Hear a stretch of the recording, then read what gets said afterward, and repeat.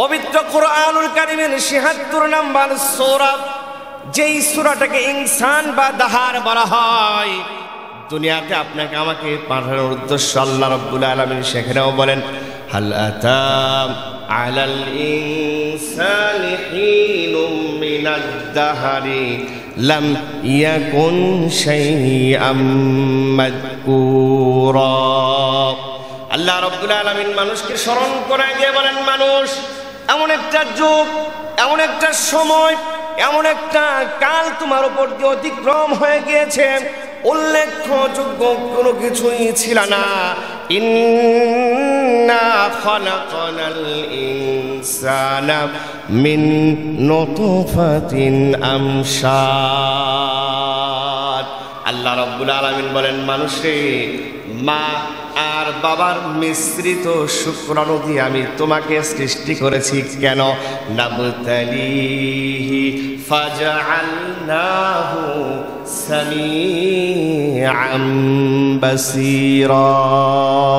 কেন সৃষ্টি করেছি? আমি পরীক্ষা করব, যার কারণে তোমাকে কর্ণ শক্তি দিয়েছি। আমি পরীক্ষা করব, যার কারণে তোমাকে আকল দিয়েছি, তোমাকে বুদ্ধি দিয়েছি, বিবেক দিয়েছি। আমি পরীক্ষা করব তুমি ভালো করো না মন্দ করো। বলি সুবহানাল্লাহ। তাহলে এই প্রশ্নের জবাব পাইলাম, আল্লাহ মৃত্যু দিবেন, তাহলে আমাদের কেন সৃষ্টি করলেন? ইবাদত করার জন্য সৃষ্টি করেছেন, পরীক্ষা করার জন্য সৃষ্টি করেছেন। কি পরীক্ষা? ভালো আর মন্দ। আমি ইবাদত করি, আমি আল্লাহকে মানি না মানি না, আমি আল্লাহ তাআলার পথে চলি, আল্লাহ রাসূলের পথে চলি কি চলি না? কথা বলেন ঠিক না?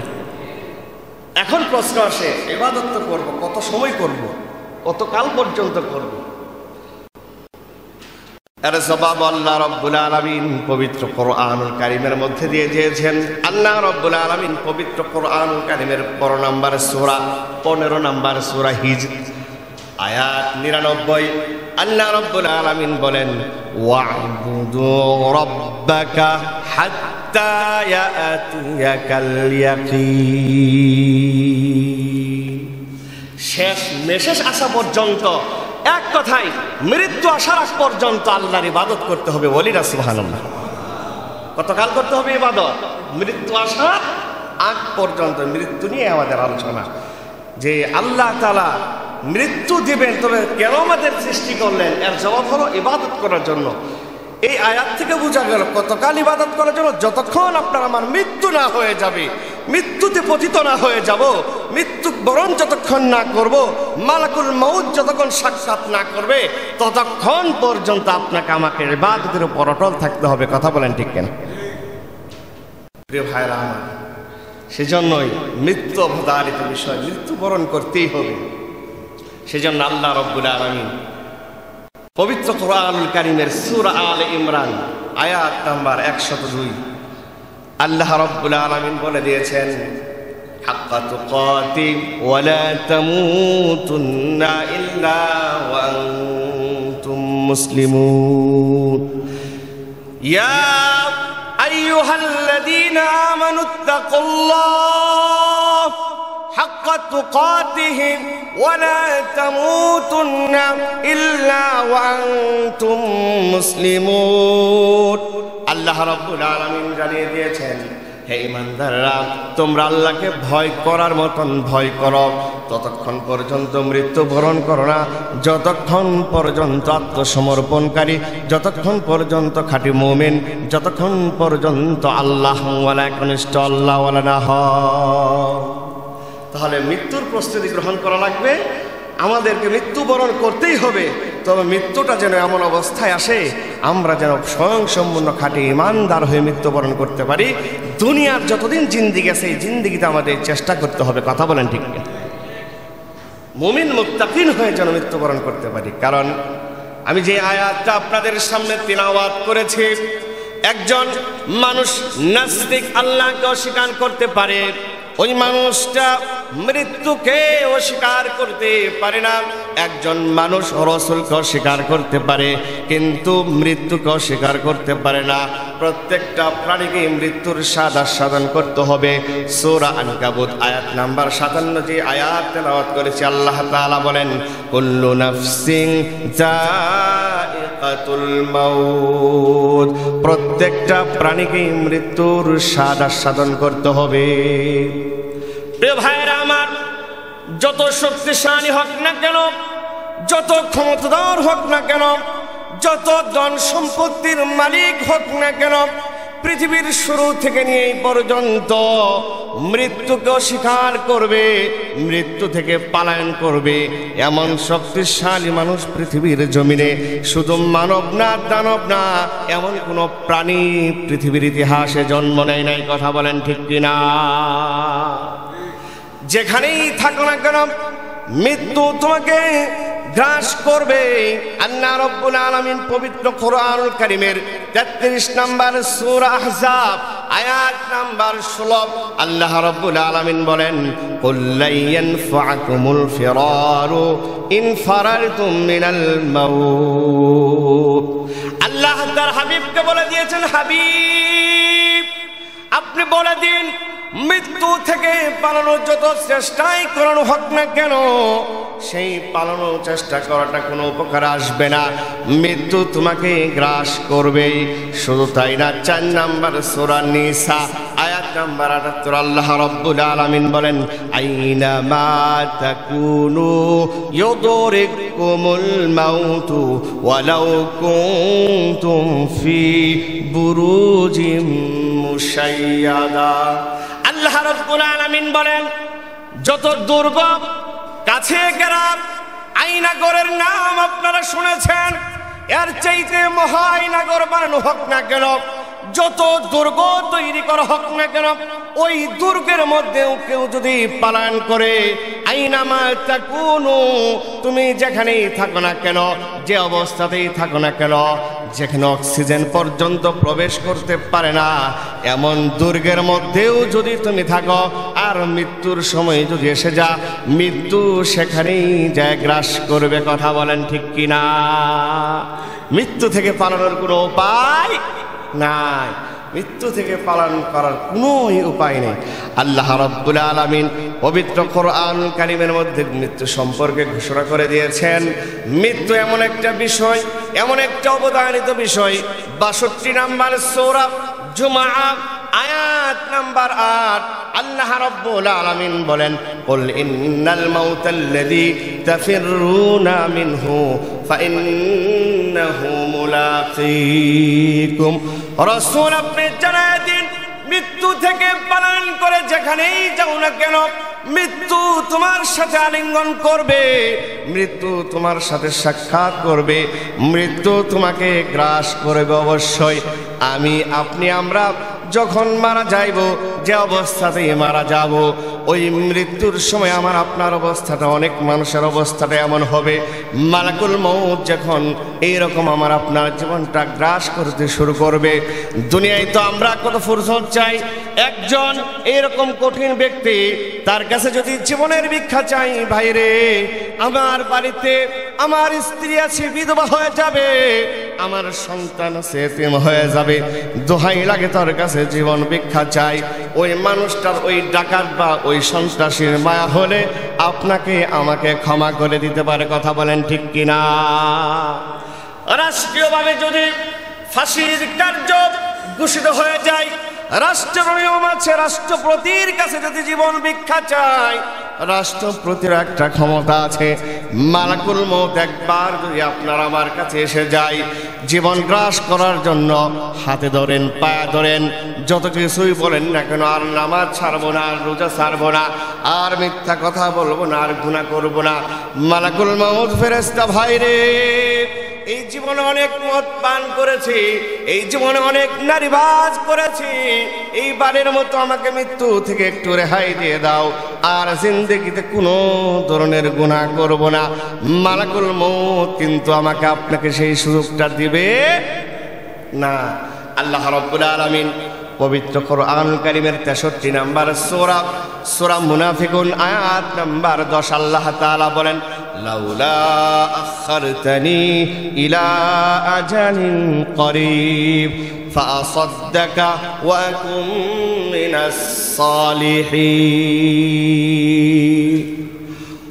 অনেকের কাছে যখন মালাকুল মউত আসবে, মৃত্যুর ঘর ঘরে যখন শুরু হয়ে যাবে, মালাকুল মউতকে আল্লাহ রাব্বুল আলামিনকে উদ্দেশ্য করে বান্দা বলবে, হায়রে যদি আমাকে একটু অবকাশ দেন, আমাকে যদি একটু সময় দেন, একটু যদি আমাকে আর একটু ধীরে করেন, আর ফাসাদ্দাকা আমি দান সদকা করব, আর ধন সম্পদ জমায় রাখবো না, আর স্ত্রী সন্তানদের চিন্তা করব না, আর অট্টালিকা বানানোর চিন্তা করব না, গরিব মানুষদের জন্য দান সদকা করব, আর কি করব, ওয়া আকুম মিনাস সালিহিন আমি আর খারাপ মানুষদের সাথে ওঠা বসা করব না, মজকুরদের সাথে চলবো না, মিথ্যাবাদীদের সাথে চলবো না, উলামা একরামের সাথে চলবো, আর ভালো আর সৎ লোকদের সাথে চলবো। এবারের মতো আমাকে একটু ফুরসত দিয়ে দাও।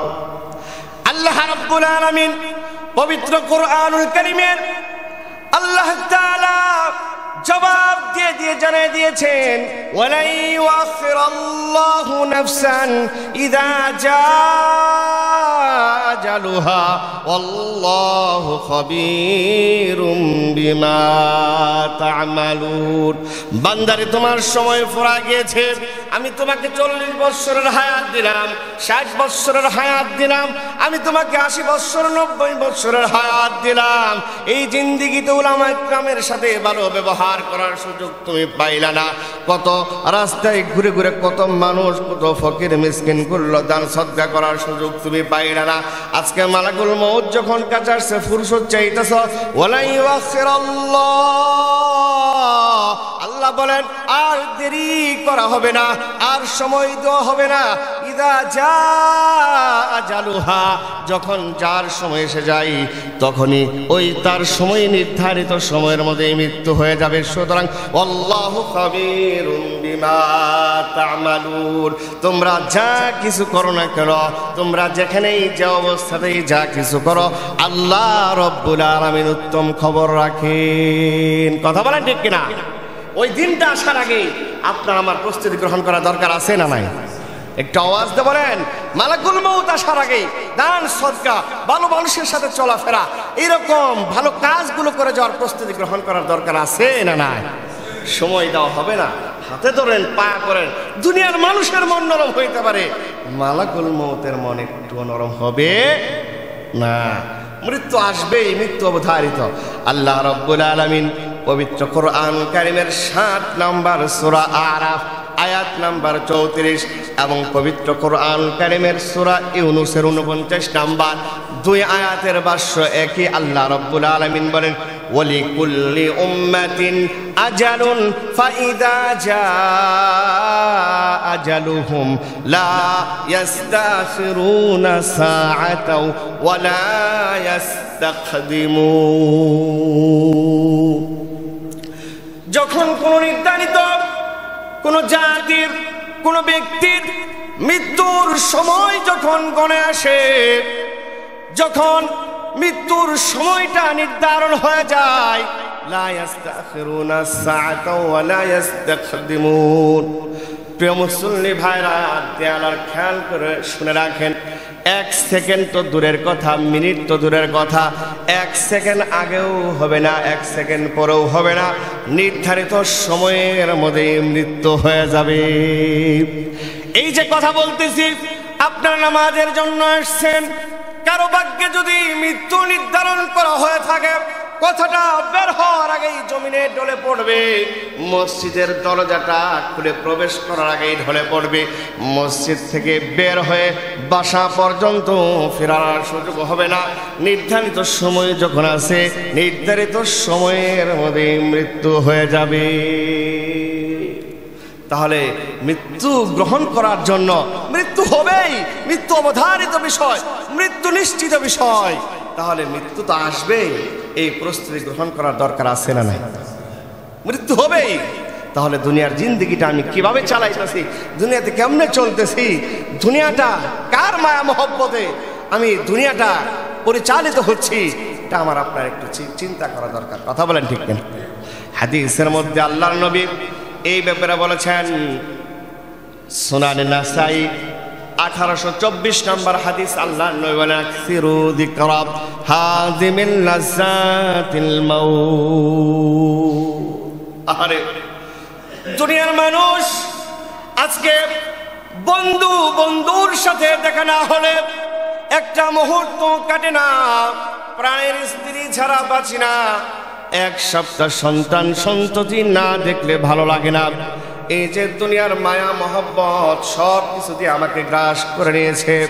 আল্লাহর নবী বলেন, বিশ্ব নবী বলেন, আকসিরু যিকরা হাযিমিল লাজ্জাতিল মাউত, তোমরা অধিক পরিমাণে বেশি বেশি বেশি বেশি স্মরণ করো সমস্ত স্বাদকে, সমস্ত মায়া মহব্বতকে, যেই জিনিসটা কেটে দিবে, যেটার নাম হচ্ছে মৃত্যু, ওই মৃত্যুর কথা বেশি বেশি স্মরণ করো। মৃত্যুর কথা যদি বেশি বেশি স্মরণ করি রে ভাই, কি লাভ হবে? গুনাহ করতে যাবেন, ওই মুহূর্তে যদি আমার মনে হয় যায়, আহারে আমি তো গুনাহ করব, আমি চুরি করব, আমি সন্ত্রাসী করব, আমি টিজিং করব, আমি মাদক পান করব, আমি নেশার মধ্যে লিপ্ত হব, আমি নারীবাজি করব, দুনিয়ার কোন মাতাব্বর আমাকে দেখতেছে না, বাংলাদেশের সেনাবাহিনী আমাকে দেখতেছে না, আমার এলাকার মসজিদের সভাপতি সেক্রেটারি আমাকে দেখতেছে না, আহারে দুনিয়ার মানুষগুলি তো আমাকে দেখতেছে না, কিন্তু একজন যিনি দেখতেছেন তিনি কি? আর একটু আওয়াজ দিয়ে বলেন, তিনি কি? আহারে বান্দা যদি মনে করে আমার আল্লাহ আমাকে দেখতেছে, আর এই গুনাহ অবস্থায় আমার যদি মৃত্যু হয়ে যায়, মৃত্যুর সাথে সাথে কবরের মধ্যে আমার আযাব শুরু হয়ে যাবে, হাসরের ময়দানে আমার জাহান্নাম শুরু হয়ে যাবে, বান্দার মনের মধ্যে এরকম স্মরণে আসবে, আর এই মুহূর্তে আমার জন্য গুনাহ করা যাবে না। কথা বলেন ঠিক কিনা? বনি ইসরায়েলের এক ব্যক্তি তার আপন চাচাতো বোনের সাথে অনেক সুন্দরী রূপবতী, কিন্তু ওই নারীটা বড় আল্লাহওয়ালা, আল্লাহ তাআলাকে বড় ভয় করে। ঘটনাক্রমে এরকম অভাবের মধ্যে পড়ে গেছে, তার কিছু টাকা পয়সার প্রয়োজন, এমন জরুরত, টাকা কোথায় পাবে? ধনী তার চাচাতো ভাই তার কাছে গিয়েছে টাকা চাওয়ার জন্য, কিন্তু শর্ত হলো তোমার যত টাকা লাগে, তোমার সমস্ত টাকার জরুরত আমি এরকম পূরণ করে দেব, আমার একটা শর্ত আছে। বলে ভাই গো, কি সেই শর্ত? বলে তুমি অনেক সুন্দরী রূপবতী, আমাকে একটু মনোরঞ্জন করতে হবে, আমাকে একটু খুশি করতে হবে, আমাকে খুশি করার বিনিময়ে যত টাকা চাও তোমাকে সমস্ত টাকা দিয়ে দিব। বলেন না নাউজুবিল্লাহ। মানুষ যখন গরিবী হালত আছে, দেওয়ালে যখন পিঠ থেকে যায়, অভাবের স্বভাব নষ্ট, মানুষ অনেক সুদের মধ্যে লিপ্ত হয়ে যায়, দেহ ব্যবসার মধ্যে পর্যন্ত লিপ্ত হয়ে যায়। আল্লাহর বান্দি আল্লাহ তাআলার কাছে কান্দে, আল্লাহ আমাকে এতটাই অভাবী বানিয়েছ, এই মুহূর্তে আমার টাকাগুলো না হলেও চলবে না, কিন্তু এর পরিণামে আমাকে আমার ইজ্জত বিক্রি করতে হবে, যাই হোক। এইরকম সন্তুষ্ট হয়ে গেল, রাজি হয়ে গেলেন, ঠিক আছে আমি তোমার শর্তে রাজি। টাকা নিবে, অন্ধকার ঘরের মধ্যে দুইজন মাত্র, এমনি যেই মুহূর্তে ভাই, চাচাতো ভাই তার বোনের সাথে জিনার মধ্যে লিপ্ত হবে, বন্ধু চোখের পানি ঘর গড়া ছেড়ে দিয়েছে। যার মনোরঞ্জন করবে, আল্লাহর বান্দা বলে, এই এতগুলো টাকা দিব, তোমার চোখে কেন পানি? আল্লাহর বান্দি ডাক দিয়ে বলে, ভাই গো, ওই ভয় যদি তোমার অন্তরে থাকতো, তোমার চোখ দিয়েও পানি পড়তো। বলে কি সেই ভয়? আরে দুনিয়ার কিছু টাকার জন্য তুমি আমাকে শর্ত দিয়েছো ইজ্জত বিক্রি করার জন্য, আর আমিও রাজি হয়েছি। এই ইজ্জত বিক্রি করার কারণে জাহান্নামের ভিতরে অনন্ত কালের আগুনে যদি পোড়া লাগে, আমার তোমার একজন মালিক আছে। আহারে দুনিয়ার কোনো মানুষ আমাকে তোমাকে দেখতেছে না, আমার তোমার আল্লাহ আমাকে তোমাকে দেখতেছে। আর এই মুহূর্তে যদি আমার আর তোমার মৃত্যু হয়ে যায়, আমরা সরাসরি জাহান্নামে প্রবেশ করব। আহারে বনি ইসরাইলের ওই বান্দা তার মৃত্যুর কথা তার বোনের মুখ থেকে এভাবে শুনে শরীরের মধ্যে ঝাঁকি দিয়ে আল্লাহর কথা স্মরণ হয়ে গিয়েছে। বলে আহারে আমি এত এইরকম পশুর চাইতে নিকৃষ্ট হয়ে গিয়েছি, এই মুহূর্তে যদি মৃত্যু হয়, জাহান্নামের আগুনে যদি যাওয়া লাগে, দুনিয়ার সামান্য আগুন সহ্য করতে পারি না, জাহান্নামের অনন্তকালের আগুন কেমনে সহ্য করব? না না না, তোমার টাকা লাগে টাকা নাও, কিন্তু এই মুহূর্তে জিনার মধ্যে লিপ্ত হওয়া সম্ভব না। বলেন না আল্লাহু আকবার। মৃত্যুর কথা স্মরণ হয়েছে, আল্লাহর ভয়ের কথা স্মরণ হয়েছে, গুনাহ থেকে বেঁচে গেছে। আল্লাহর নবীও বলেন আকসিরু যিকরা হাদিমিল লাজ্জাতিল মাউত, স্বাদ আস্বাদনকারী মৃত্যু যেটাকে সব শেষ করে দিবে, স্বাদ আস্বাদনকারী মৃত্যুর কথা বেশি বেশি স্মরণ করো। মৃত্যুর কথা স্মরণ করা দরকার আছে না নাই? মরা লাগবে কি লাগবে না? যারা বলতেছেন না মরা লাগবে না, আমার আপনার আমাদের সবার মরা লাগবে কি লাগবে না? মরা লাগবে ভাইরা আমার। কেমনে বুঝাইব, কোন দরদ নিয়ে আপনাদেরকে বুঝাইব, হৃদয়ের কথাগুলো কেমনে বুঝাইব? বুঝানোর ভাষা হয়তো নাই। মৃত্যু কতটা কঠিন, মৃত্যু কতটা যাতনার, মৃত্যু কতটা ভয়ঙ্কর। মিষ্টির আলোচনা করলাম, মিষ্টি খাওয়াইতে পারলাম না, বুঝাইতে পারবো না মিষ্টির মৃত্যুর কষ্ট, মৃত্যুর যাতনা, মৃত্যুর যন্ত্রণা। যে মৃত্যু মুখে পতিত হবে সেই মাত্র কেমন বুঝবে মৃত্যুর যাতনাটাকু কতটুকু। তবে হাদিস থেকে সরাসরি আপনাদের সামনে আমি তুলে ধরতে পারি। জামিআত তিরমিজি 978 নাম্বার হাদিস, আম্মা আয়েশা রাদিয়াল্লাহু তাআলা আনহা থেকে বর্ণিত। আরে প্রিয় মুসল্লি ভাইরা, আমি আর আপনি যেখানে এক ওয়াক্ত দুই ওয়াক্ত না 40 বছর জিন্দেগি, প্রায় 20 বছর 25 বছর জিন্দেগি নামাজ না পড়ে কাটায় দিলাম, মিথ্যার মধ্যে ডুবে থাকলাম, কত গুনার মধ্যে জীবনটাকে বিলীন করে দিলাম, আমার আপনার মৃত্যুর অবস্থাটা কি হইতে পারে? যে হাদিসটা বলতেছি এই হাদিসটার মধ্যে সাধারণ কোনো মানুষ না, যেনাকে সৃষ্টি না করলে আসমান জমিন সৃষ্টি করা হইতো না।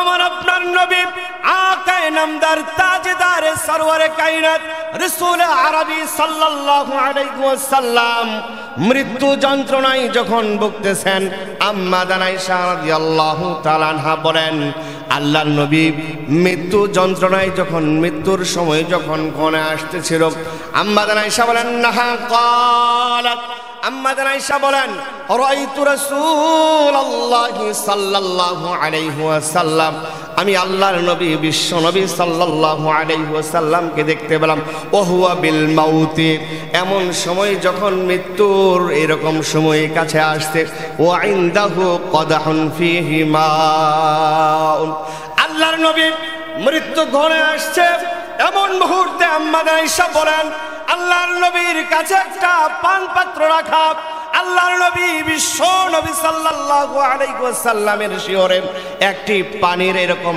পাত্র রাখা, ওহুয়া ইয়াদখিলু ইয়াদাহু ফিল কদাহি, আল্লাহর নবী সাল্লাল্লাহু আলাইহি ওয়াসাল্লাম বারবার ওই পান পাত্রের ভিতরে হাত রাখে, সুম্মা ইয়ামসাহু ওয়াজহাহু বিল মা, আর ওই পান পাত্রে হাত রাখে, হাত পান পাত্র থেকে উঠায়া আল্লাহর নবী সাল্লাল্লাহু আলাইহি ওয়াসাল্লাম মুখের মধ্যে মাসাহ করে পানির পাত্রের মধ্যে বারবার হাত রাখে, আর আল্লাহর নবী নিজের চেহারা মুবারক বারবার মুছতে থাকে।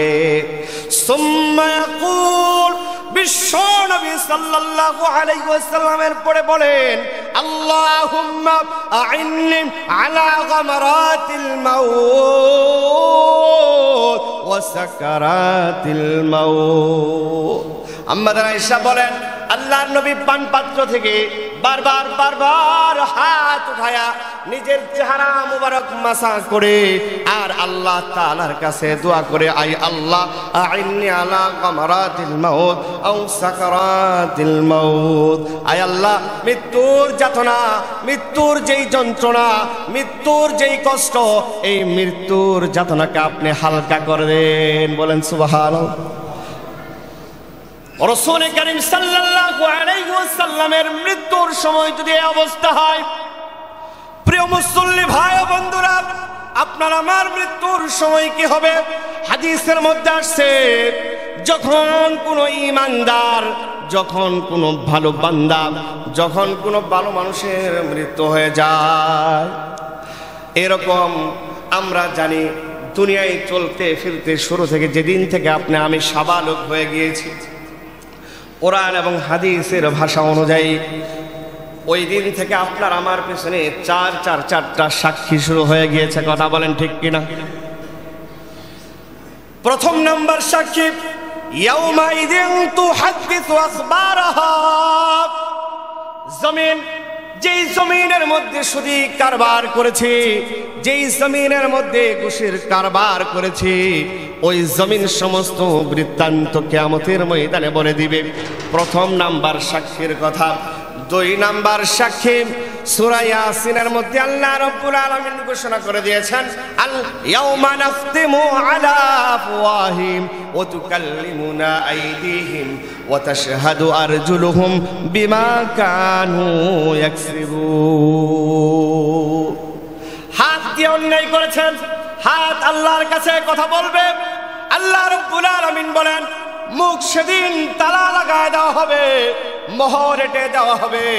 যে হাত দিয়ে ঘুষ গ্রহণ করেছি, যে হাত দিয়ে অন্যায় করেছি, হাত কথা বলবে, পা কথা বলবে, অঙ্গ প্রত্যঙ্গ আল্লাহ তাআলার কাছে কথা বলতে থাকবে।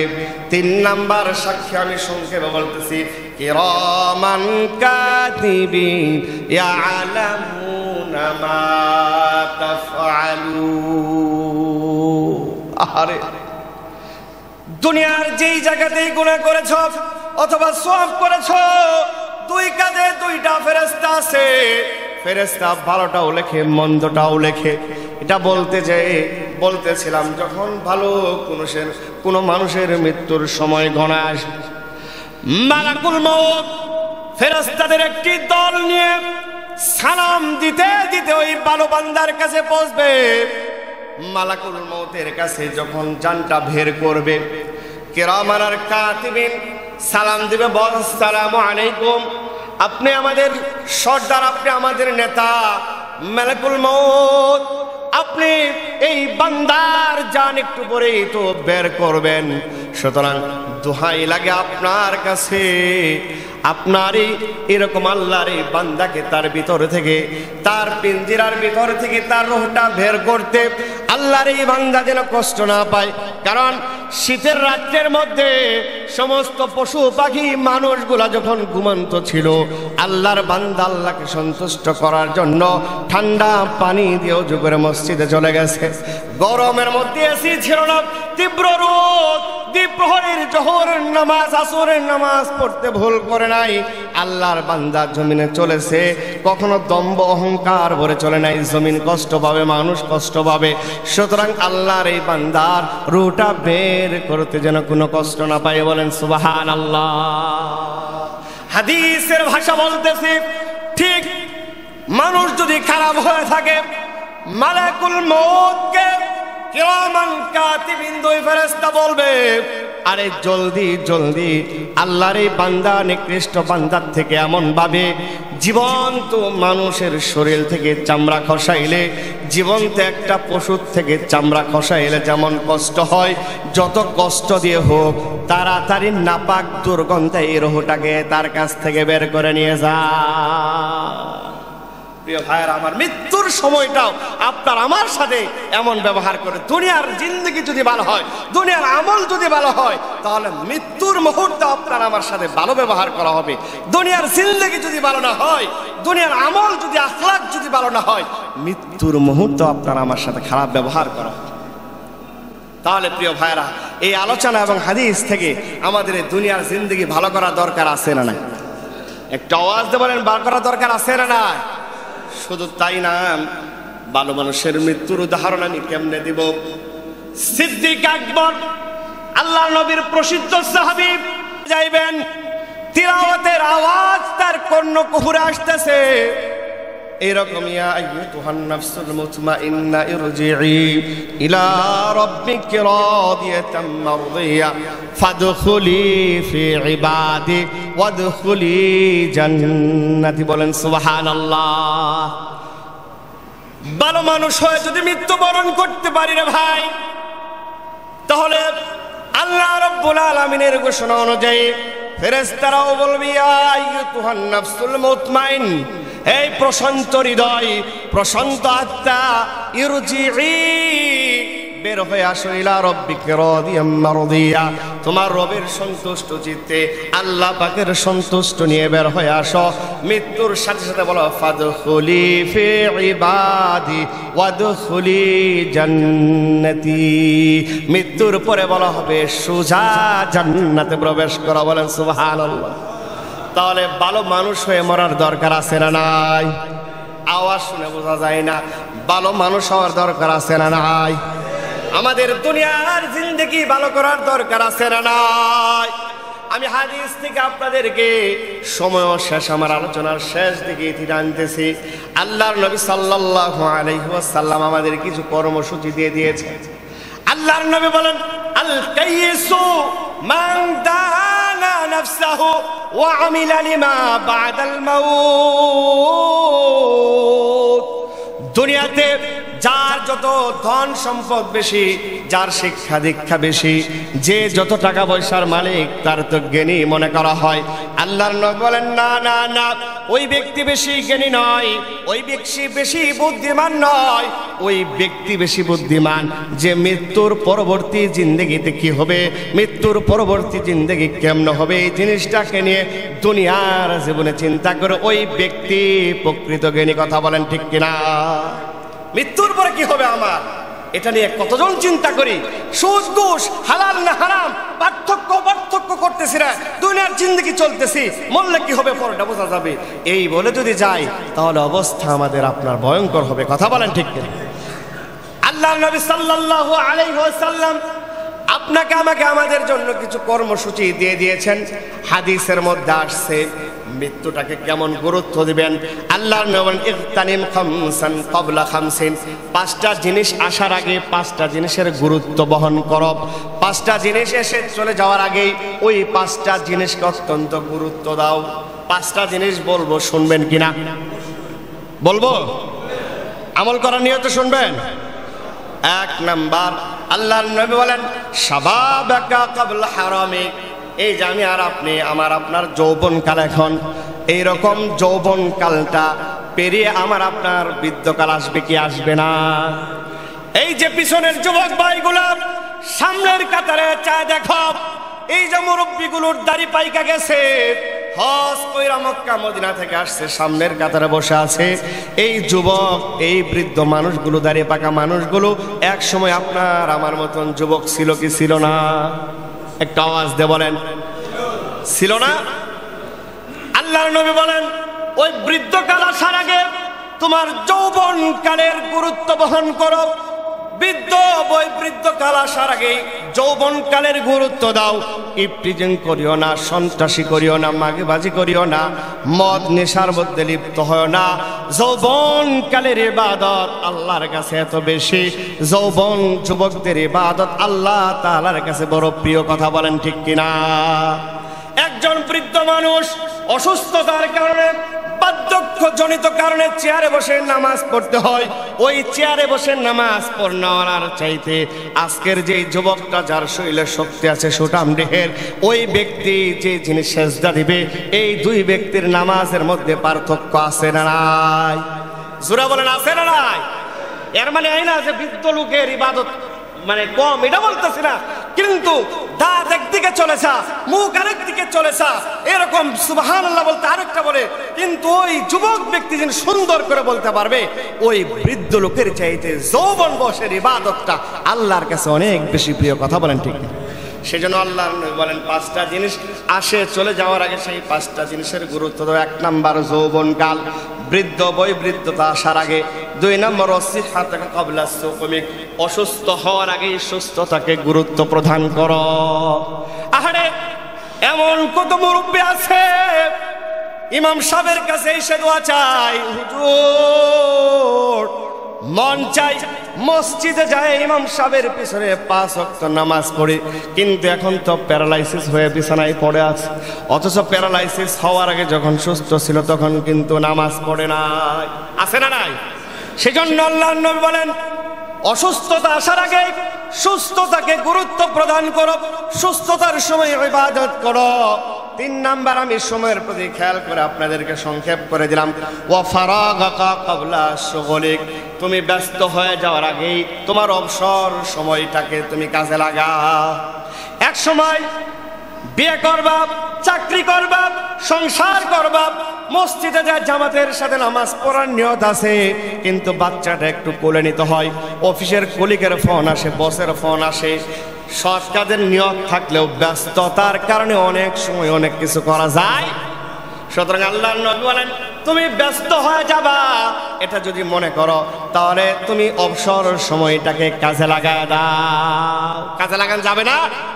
3 নাম্বার। 4 নাম্বার, আল্লাহর নবী বলেন, গিনাকা ক্বাবলা ফাকারিক, তুমি যখন ধনী ছিলা, দরিদ্রতা আসার আগেই তুমি যখন স্বাবলম্বী ছিলা, ওই স্বাবলম্বীর সময়টাকে কাজে লাগায় দাও।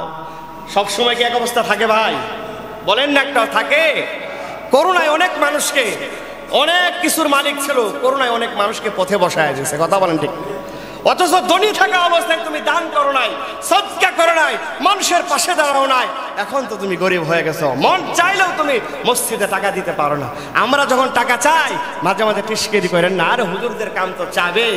প্রিয় ভাই, হাদিস থেকে কথা শোনেন, আপনার এখন দেওয়ার সামর্থ্য আছে, ওই আল্লাহ যিনি আপনাকে সামর্থ্য দিয়েছেন, ওই আল্লাহ কালের বিবর্তনে আপনাকে গরিব বানায় দিতে পারে, কথা বলেন ঠিক? আজকে যিনি রাজা, কালকে তিনি প্রজা, আমাদের বাংলাদেশি নগদ প্রমাণ, কথা বলেন ঠিক কিনা? প্রিয় ভাইরা আমার, 4 নাম্বার গেল। 5 নাম্বার, যেটা আজকের আলোচ্য বিষয় এবং আমার সময় শেষ। আজকের প্রিয় ভাইরা আলোচ্য বিষয় হলো মৃত্যু নিয়ে। আল্লাহর নবী, বিশ্ব নবী বলেন, ওয়া হায়াতাকা ক্বাবলা মাউতিক, আই মুসলমান শোনো, আল্লাহর নবী আমার উম্মতেরা শুনে রাখো, তোমার মৃত্যু আসার আগেই তুমি তোমার হায়াতটাকে কাজে লাগায় দাও। মৃত্যু এসে যাবে, মালাকুল মউত আসবে। যখন তুমি জীবিত ছিলাম, নামাজ ইচ্ছায় অনিচ্ছায় ছেড়ে দিয়েছো, গুনাহ ইচ্ছায় অনিচ্ছায় করেছ, তুমি তোমার হায়াতের জিন্দেগিটাকে কাজে লাগাও, গুনাহমুক্ত জীবন গঠন করো। মৃত্যু কিন্তু তোমার আসবে। মৃত্যু আসার আগেই তুমি যে একটা সুস্থ জীবন, এরকম সুঠাম দেহের যৌবন কাল পার করলা, তুমি তোমার হায়াতাকা ক্বাবলা মাউতিক, মৃত্যু আসার আগেই তুমি তোমার দুনিয়ার জিন্দেগিটাকে কাজে লাগায় দাও। কথা বলেন ঠিক কিনা? যদি কাজে লাগাও রে ভাই, কি হবে? আরে অনেক ঘটনা আছে, কেমনে বলবো আপনাদের সামনে। প্রিয় ভাইয়েরা আমার, দুনিয়া যদি আপনার আমার গুনাহ দ্বারা ভরপুর হয়ে যায়, মৃত্যুর পরে তো আযাব হবে, অনেকে দুনিয়াতে আযাব শুরু হয়ে যাবে। আর যদি দুনিয়ার জিন্দেগিটা আপনার আমার ভালো হয়ে যায়, মৃত্যুর পরেও শান্তি, দুনিয়াতেও শান্তি, কথা বলেন ঠিক কিনা? প্রিয় ভাই, ছোট্ট একটা ঘটনা বলে শেষ করতেছি। আজকে যেই লোকটা গুনাহ করতে করতে এলাকার মধ্যে সবচেয়ে বড় খারাপ, যদিও জানাজার সামনে দাঁড়ায় বলা হয় আপনারা তাকে মাফ করে দেন, আমরা বাধ্য হয়ে বলি তাকে মাফ করে দিলাম। সেজন্য অনেকের জানাজার সামনে কিন্তু এই কথা বলা যাবে না, আপনারা মাফ করছেন কিনা। আমরা কিন্তু অনেকের জানাজা দাঁড়ায় বলি, অমুকের মাফ করছেন কিনা বলি না। ওই জায়গায় দাঁড়া কি কেউ বলবে মাফ করবো না? বলবে এই কথা? ব্যক্তিরা যদি খারাপ হয় জবাব দিবেন, ব্যক্তিরা যদি খারাপ হয় তাও কি কেউ বলবে আজকে তারা মাফ করবো না? এই কথা বলবে না। সেজন্য প্রিয় ভাইরা আমার, এমন একটা দুনিয়ার জিন্দেগি গঠন করা দরকার। মৃত্যু যেহেতু আসবে, মালাকুল মউত আসবে, মৃত্যুর উপরে মানুষ যেন আমার কোনো খারাপ গুণ নিয়ে কথা না বলতে পারে, মৃত্যুর উপরে মানুষ যেন আমার ভালো গুণগুলোর আলোচনা করে, এমন শ্রেষ্ঠার তদবির করা দরকার। জানাজার নামাজের সামনে দাঁড়ায় আমার ঋণের জন্য যেন মাপ না চাওয়া লাগে, সন্তানাদি আত্মীয় স্বজন যেন বলতে না হয়। আমার বাবার কাছে কেউ যদি টাকা পেয়ে থাকেন, বাবা এমন স্বচ্ছতার একটা দুনিয়ার জিন্দেগি গঠন করে যাওয়া দরকার, জানাজার সামনে দাঁড়ায় সুন্দর করে যেন বলতে পারে সন্তানাদি আমার বাবার কাছে নিশ্চিত কেউ টাকা পাবে না। কথা বলেন ঠিক কিনা? এমন লোক ছিল কুতুব মিনার, যার নাম দিয়ে দাঁড়িয়ে আছে ভারতের কুতুবউদ্দিন বখতিয়ার খাকি রহমাতুল্লাহি আলাইহি। উনি তার গোলামকে ওসিয়ত করে গিয়েছেন, আই গোলাম শোনো, এই আমার কাজের লোক, আমার সহচর, আমার খাদেম, শুনব, আমার যখন মৃত্যু হয়ে যাবে, দেখেন এজন্যই বলতে তাদের জিন্দেগিগুলা কত ভালো ছিল। কুতুবউদ্দিন বখতিয়ার খাকি রহমাতুল্লাহি আলাইহি তার খাদেমকে বলে, আমার জানাজা আমি যখন মরে যাব, আমার জানাজা নিয়ে দেরি করবা না, দ্রুত জানাজার নামাজ পড়ে কাফন দাফন করে দিবে। এই একটা শর্ত। আর একটা শর্ত হলো, যে কোনো মানুষ দিয়ে আমাকে জানাজা পড়াইবে না।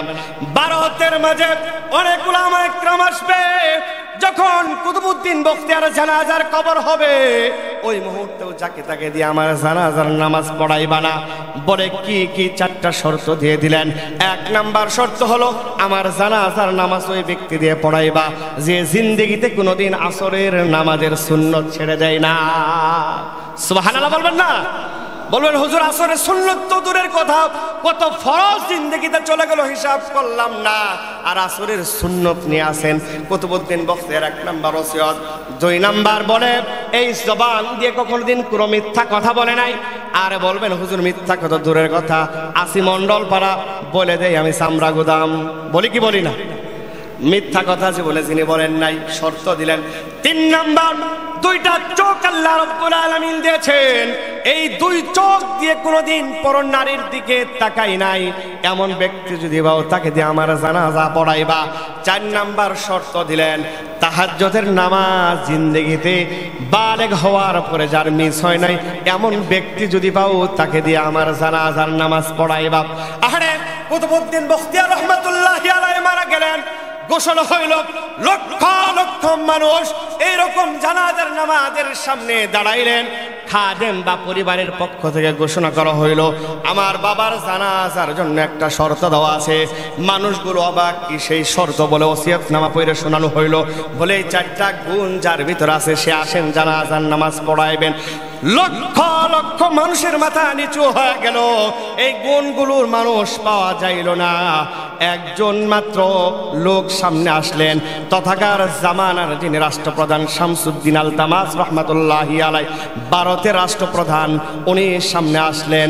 এইরকম কুতুবউদ্দিন বখতিয়ার রহমাতুল্লাহি আলাইহি কপালের মধ্যে চুমা দিয়ে বললেন, ওগো আল্লাহর ওলি, ইবাদত করেছিলাম দুনিয়ার কোনো মানুষকে জানানোর জন্য না, ইবাদত করেছিলাম আল্লাহর সন্তুষ্টির জন্য।